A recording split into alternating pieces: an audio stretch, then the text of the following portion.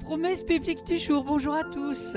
Aujourd'hui, retrouvons la deuxième partie, comment avoir la joie de vivre chaque jour. Dans la première partie, nous avons vu deux principes pouvant nous aider à être toujours joyeux. 1. Décider d'être en joie. 2. La communion avec le Saint-Esprit. En 3. Méditer les bontés de l'Éternel. Lamentation de Jérémie chapitre 3 versets 19 à 23. Quand je pense à ma misère, à l'absinthe et au poison, quand mon âme s'en souvient, elle est abattue au-dedans de moi. Voici ce que je veux repasser dans mon cœur. Et dans une autre version, il est dit, voici ce que je médite, ce qui me donnera de l'espérance.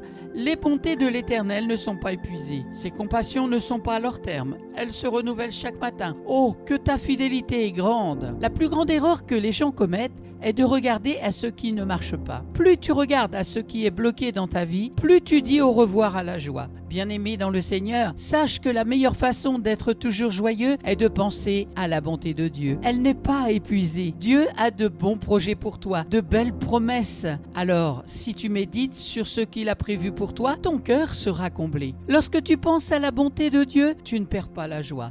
Une personne a dit, je ne regarde pas mes faiblesses, mais je compte sur la force de Dieu. De même, malgré les combats, souviens-toi que Dieu est bon et dans sa bonté, il te sauvera. Et pour prendre conscience de la bonté de Dieu, je te suggère d'être ami de la Bible. Lis la Bible, médite-la la Bible et demande au Saint-Esprit de t'aider à la mettre en pratique, puisque c'est en elle que sont écrites toutes les belles promesses que Dieu t'a faites. Le deuxième principe pouvant vous aider à être joyeux, c'est apprendre à être dans le contentement. Hébreux chapitre 13 verset 5.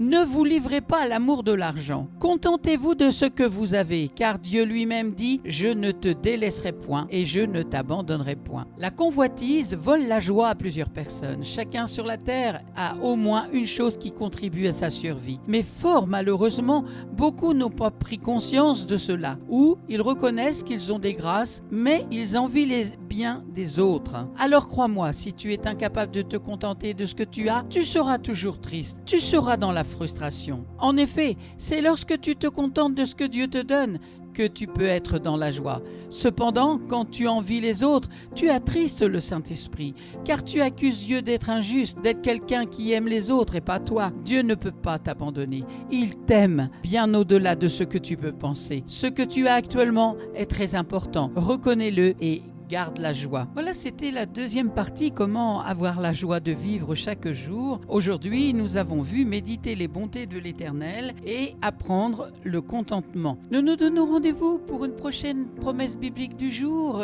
pour la suite des 7 principes pouvant t'aider à être toujours joyeux. Merci à vous d'avoir pris du temps pour écouter aujourd'hui. Que le Saint-Esprit de Dieu vous donne la révélation de sa parole et que vous puissiez être toujours joyeux dans le Seigneur. Amen. Je vous souhaite bon courage et je vous dis à très bientôt.